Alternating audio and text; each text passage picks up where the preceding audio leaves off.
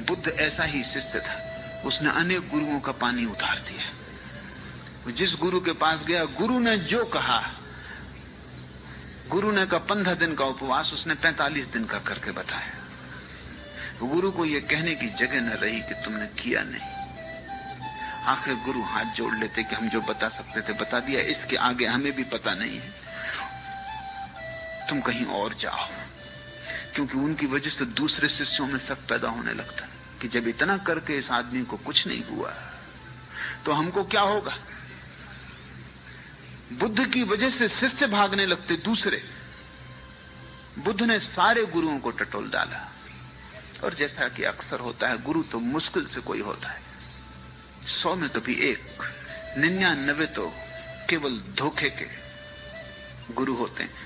जैसे तुमने खेतों में खड़े देखे हो आदमी धोखे के, हंडी लगी है, कपड़ा लगा है, डंडे पे खड़े, पक्षियों को भगाने के लिए ठीक, ऐसे गुरु हैं तुम्हारे।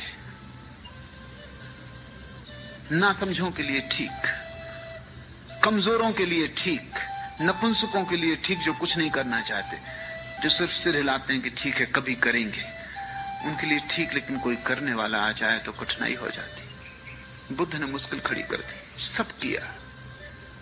ऐसी हालत हो गई कि लोग बुद्ध के पीछे चलने लगे। बुद्ध ने इतना किया और बुद्ध कहे जा रहे हैं कि मुझे कोई ज्ञान नहीं हुआ, ये सब करना फिजूल गया है, लेकिन फिर भी मानने वाले पैदा हो गए। एक गुरु, आखिरी गुरु उद्दार कालाम को जब उन्होंने छोड़ा तो उसके 5 शिष्य बुद्ध के शिष्य हो गए। उन्होंने कहा कि इस गुरु से तो ये बुद्ध बेहतर। उन दिनों बुद्ध केवल 1 दाना चावल रोज लेते थे भोजन में, क्रस काय हो गए थे। सिर्फ एक मूर्ति उसको चित्रित करने वाली उपलब्ध है, शायद उसका चित्र तुमने कभी देखा हो। उसमें बुद्ध की पीठ और पेट एक हो गए, शरीर सिर्फ हड्डियों का अस्थिपंजर रह गया है, एक एक हड्डी तुम गिन सकते हो।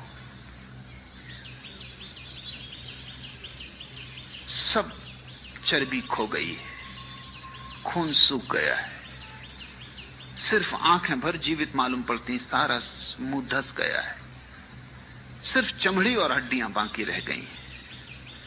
ऐसा बुद्ध एक तृण मात्र खाके जीते थे। इतने कमजोर हो गए कि निरंजना नदी को पार करते वक्त बुद्ध गया के पास पार न कर सके। कमजोरी ऐसी थी, और नदी बड़ी छिछली है, कुछ बड़ी भारी नदी नहीं है, मुश्किल से गले गले पानी रहा होगा। क्योंकि मैं भी उस नदी में जहां से बुद्ध पार किए कई बार जाकर देख लिया हूं, उसमें टीबी का मरीज भी पार होगा, उसमें कैंसर का मरीज भी पार हो सकता है। बुद्ध पार न हो सके, हालत बड़ी कमजोर रही होगी, बड़ी दयनीय रही होगी। और नदी बलवान मालूम पड़ती थी, घाट चढ़ न सकते थे, तो एक वृक्ष की शाखा को पकड़ के लटक गए। उस क्षण में उन्हें होश आया कि मैं क्या कर रहा हूं, शरीर को नष्ट कर रहा हूं, इससे आत्मा कैसे मिलेगी। आत्मा के मिलने का शरीर को नष्ट करने से कौन सा संबंध है, कौन सा तर्क है, कौन सा गणित है। और कमजोर में इतना हो गया कि निरंजना साधारण सी नदी में पार नहीं कर पाता, और भवसागर पार करने की सोच रहा हूं, ये नहीं होगा।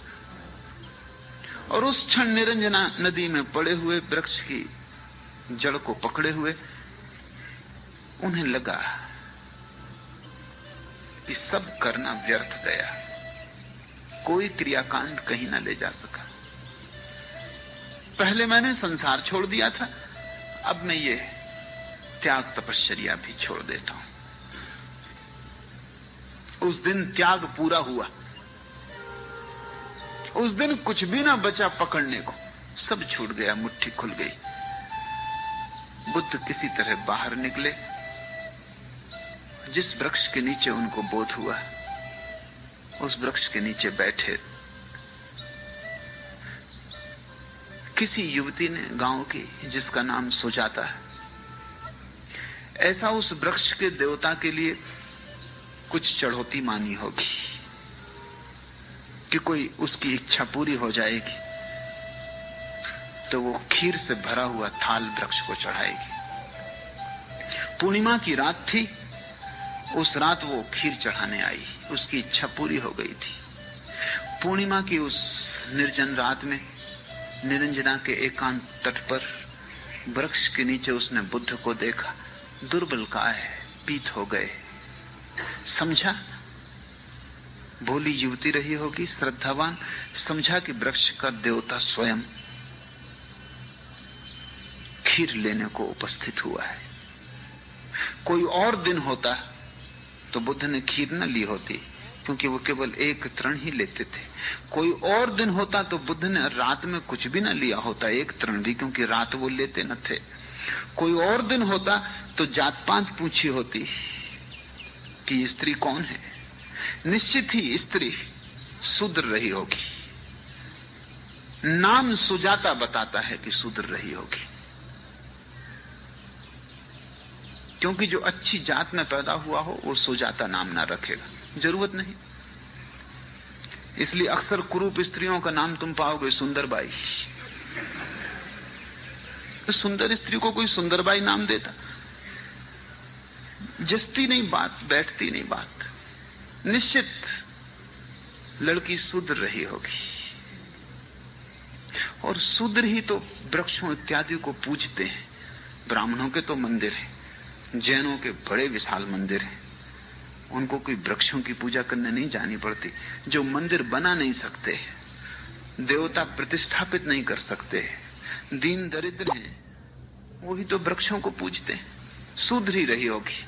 लेकिन उस रात बुद्ध ने न पूछा, पूछने की बात ही न रही। उस दिन सब छोड़ दिया, जो हो। अब ये हो रहा है कि ये लड़की अचानक इस रात में बिना मांगे खीर लेके आ गई, तो उन्होंने स्वीकार कर लिया। ये खबर उनके 5 शिष्यों को मिली, जो दूसरे वृक्षों के नीचे ध्यान कर रहे थे। 5 शिष्य जो बुद्ध की तपस्या देख के उनके पीछे हो गए थे। उन्होंने कहा ये भ्रष्ट हो गए। शूद्र लड़की, रात का समय, और अब तक एक तृण लेता था। ये गौतम भ्रष्ट हो गया। उन्होंने तत्क्षण गौतम को छोड़ दिया, त्याग कर दिया। वैसी ही दशा कबीर की हो गई होगी। क्रिया कर्म आचार में छाड़ा, छाड़ा तीर्थ नहाना, सगरी दुनिया भई सियानी, मैं ही एक बोराना। बुद्ध के अपने 5 शिष्य भी छोड़ के चले गए कि भ्रष्ट हो गया ये आदमी, क्योंकि तुम्हारे लिए धर्म का अर्थ क्रियाकांड है। तुमने धर्म को तो जाना नहीं, तुमने तो धर्म के नाम पर मुर्दा विधियों को जाना है। अब तक ये बुद्ध ज्ञानी था, मानने योग्य था, पूज्य था। अब ये भ्रष्ट हो गया। खीर खाने से आदमी भ्रष्ट हो गया, रात भोजन लेने से भ्रष्ट हो गया। मैं एक घर में मेहमान था, जैन घर। गांव के सबसे प्रतिष्ठित वृद्ध जैन मुझे मिलने आए थे। उन्होंने मेरी किताब साधना पथ पढ़ी थी और बहुत प्रभावित हुए थे, और मेरी बड़ी तारीफ कर रहे थे, ऐसे जैसे मैं 25वां तीर्थंकर।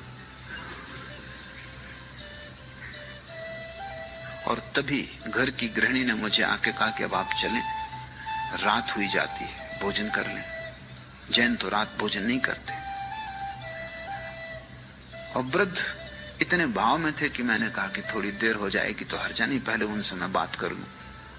फिर रात हो गई। फिर गृहिणी आई, उसने कहा देर हुई जाती है। अब उसको भी बेचैनी शुरू हो गई, क्या रात में मैं भोजन करूंगा। और जब मैंने कहा कि बस मैं स्नान कर लूं और आया, तो वृद्ध जो मेरा पैर पकड़े बैठे थे, उन्होंने तत्क्षण मेरा पैर छोड़ दिया और कहा क्या आप रात्रि भोजन करेंगे। मैंने कहा भूख न तो दिन जानती न रात। और महावीर के जमाने में बिजली नहीं थी। अंधेरे में 90% लोग अंधेरे में भोजन करते थे। 10% जिनके पास सुविधा थी वो भी मिट्टी के दिए जलाते थे। उन दियों में भी बहुत रोशनी न थी, उल्टे उन दियों के कारण कीट पतंग आते थे। अब इस एयर कंडीशनड घर में कीड़े पतंगों के आने का उपाय नहीं। दिन हो कि रात, सूरज सदा बटन से बुझता और जलता है, उगता डूबता है। तुम क्या इसमें पंचायत की बात है, कोई हर्जा नहीं। ज्यादा उचित यह है कि आपकी बात पूरी हो जाए। वृद्ध हैं, इतने दूर चल के आए। उन्होंने कहा कि तब फिर मुझे आपको एक बात कहनी पड़ेगी कि मैं कुछ सीखने आया था, लेकिन मैं गलत आदमी के पास आ गया, और बजाय सीखने के मैं आपको इतना सिखाना चाहूंगा। मैं वृद्ध हूं, 75 वर्ष की मेरी उम्र है। इतनी शिक्षा आपको जरूर दूंगा कि जिसको अभी इतना भी ज्ञान नहीं कि रात्रि भोजन वर्जित है, उसका सब ज्ञान व्यर्थ है, उसमें कोई सार नहीं। स्वभाव था सगरी दुनिया भई सयानी, मैं ही एक बौराना। क्रियाकांड जब छोड़ दिया होगा, कबीर ने लोगों का हो गया भ्रष्ट। बुद्ध को जब ज्ञान उत्पन्न हो गया, उस रात जब शिष्य छोड़ के चले गए, उस वृक्ष के नीचे सोए, पहली दफा निश्चिंत, न चिंता रही संसार की, बाजार की, राज्य की, साम्राज्य की, न चिंता रही मोक्ष की, स्वर्ग की, परमात्मा की। उस रात बिल्कुल निश्चिंत सोए, चिंता ही न रही, पाने को कुछ न बचा, सब व्यर्थ है, सब व्यर्थ। इतना समग्र रूपेण हो गया कि चिंता न रही, कोई सपना न आया, कोई मन में उद्विग्नता न उठी। नींद थी, सो गए। सुबह 5 बजे आंख खुली, वैसी शुद्ध आंख, कुंवारी आंख जब भी खुलती तभी सत्य उपलब्ध हो जाता। कोई विचार नहीं, कोई चिंता नहीं, कोई धारणा नहीं, क्या ठीक क्या गलत, क्या करना क्या नहीं करना, कोई ऊहापोह नहीं, सीधी सादी कुंवारी आंख। आखिरी तारा डूबता था और बुद्ध को परम ज्ञान उपलब्ध हुआ। उस डूबते तारे के साथ ही पुराना आदमी समाप्त हो गया, नए का जन्म हुआ।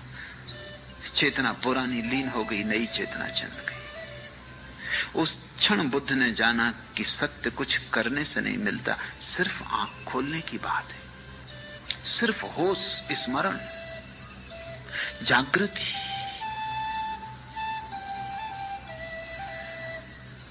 पहला स्मरण आया उन 5 शिष्यों का जो छोड़ के चले गए। इतने दिन साथ थे बेचारे, असमय में साथ रहे। जब कुछ देने को ना था तब पीछे चले, जब कुछ मेरे पास ही ना था तब मुझे गुरु माना, और अब जब मेरे पास देने को है तब वो छोड़ के चले गए। तो बुद्ध उनको खोजने निकले, उनको जाके पकड़ पाए सारनाथ में।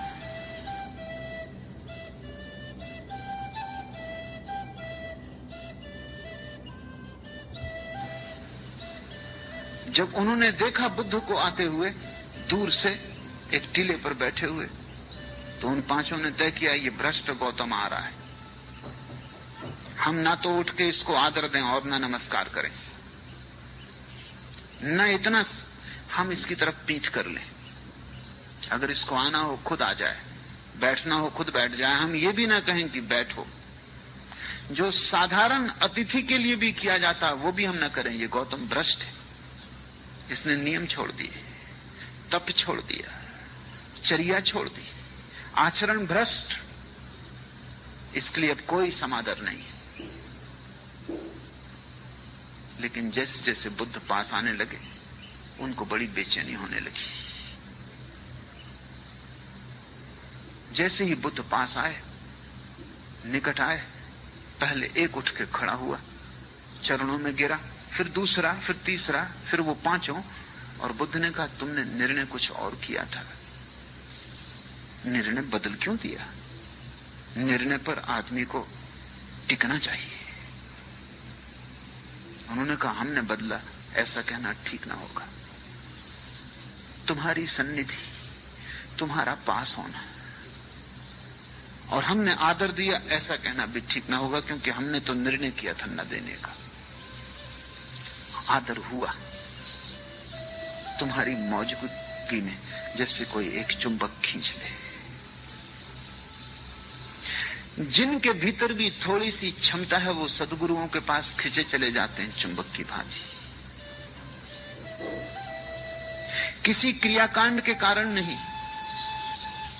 किसी योग तप तपश्चर्या के कारण नहीं, किसी संप्रदाय सिद्धांत शास्त्र के कारण नहीं, जिनके भीतर भी थोड़ी सी भी संभावना है आत्मा की, वो सदगुरु के पास खिंचे चले जाते हैं। चाहे सारी दुनिया विरोध में हो, चाहे सारी दुनिया कहे कि तुम पागल हो, वो पागल होना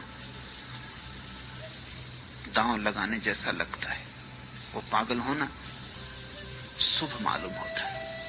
ना मैं जानू सेवा बंदगी, ना मैं घंट बजाई, ना मैं मूरत धरी सिंहासन, ना मैं पुहुप चढ़ाई, सब छूट गया फूल चढ़ाना पत्थरों पर।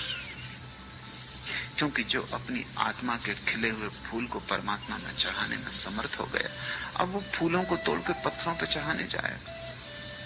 और वृक्ष पे खिले हुए फूल तो जिंदा हैं, तुम उन्हें मार डालोगे तोड़कर और तुम पत्थरों पे चढ़ा दोगे। वृक्ष में क्या कम चढ़े थे वो परमात्मा को? वृक्ष में भले चढ़े थे, पूरी तरह चढ़े थे, जीवित चढ़े थे, तुमने मार के चढ़ाया। असल में संप्रदाय मुर्दा है और मुर्दा चीजें ही करवाता है। फूल जिंदा था, चढ़ा ही हुआ था परमात्मा को, क्योंकि परमात्मा के अतिरिक्त और किसको चढ़ेगा?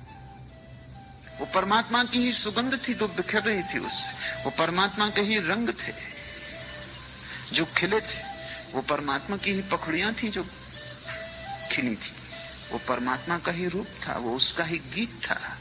तुम उसे तोड़ डाले और पत्थर पे चढ़ाए, तुमने उसे अपने परमात्मा पे चढ़ा दिया। तुम्हारा परमात्मा झूठा है, वो तुम्हारा ही बनाया हुआ परमात्मा है। वो मूर्ति तुम्हारे हाथ से गढ़ी गई है, अपने हाथ से गढ़ी मूर्ति जिसे तुम बाजार से खरीद लाए हो। और कुछ पंडित पुजारियों को, जिनको भी तुम बाजार से खरीद लाए थे, उन्होंने शोरगुल मचाकर, घंटे बजाकर, आवाज करके, धुआं पैदा करके उसको असली परमात्मा की तरह प्रतिष्ठित कर दिया। तुम भी जानते हो, वे भी जानते हैं। और फूल नाहक बेचारा बलि दिया जा रहा है, उसका कोई कसूर नहीं, उसका कोई हाथ नहीं इस उपद्रव में।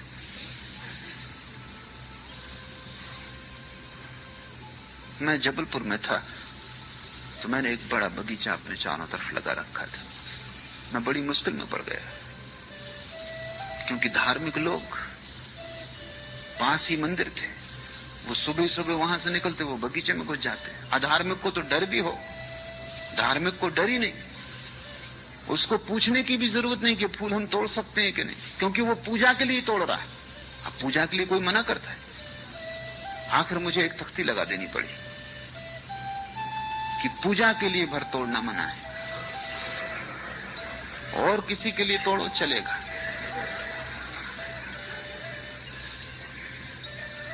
क्योंकि पूजा का फूल तोड़ने से क्या लेना देना। और वो इतनी अकड़ से घुस आते, राम राम जपते, उनका अधिकार है। ये तो पूजा के लिए तोड़ रहे हैं, वो मुझसे कहते हैं, ये कोई हम अपने लिए थोड़ी तोड़ रहे हैं। फूल भले सोह रहे हैं वृक्षों पर, क्यों उनको तोड़ के पत्थरों पे चढ़ा रहे हो? अगर बहुत ही ज्यादा इच्छा होती हो, पत्थर को लाके फूलों पे चढ़ा दो, कम से कम जिंदगी पे मुर्दा को चढ़ा दो। मगर संप्रदाय उल्टा ही सिखाते हैं। जिस दिन कबीर ने बंद कर दिया, न मैं जानू सेवा बंदगी, ना मैं घंट बजाई, ना मैं मूरत धरी सिंहासन, ना मैं पुहुप चढ़ाई, ना हरि रिझ है जब तप कीने, ना काया के जारे, न तो परमात्मा को कोई रटन लगा के राम राम की पा सकता है, रिझा सकता है। रिझाएगा क्या, उल्टा उसको उबाता होगा। मैंने सुना है एक आदमी मरा और उसने जाके स्वर्ग में जब देखा तो वो बहुत नाराज हुआ। एक पापी जो उसके घर के सामने ही रहता था, वो परमात्मा के पास बैठा हुआ, उसे नरक में होना चाहिए।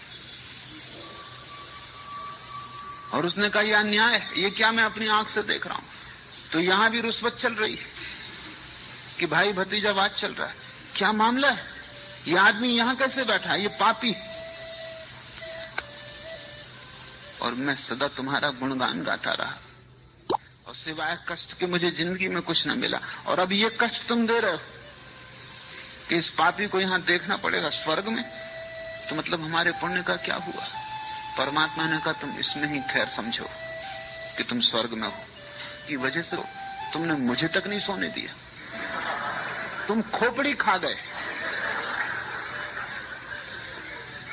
एक रात चैन न लेने दिया।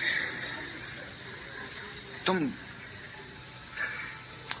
काफी सौभाग्य समझो कि तुम यहां प्रवेश किए जा रहे हो, और ये आदमी यहां है क्योंकि इसने कभी मुझे सताया नहीं।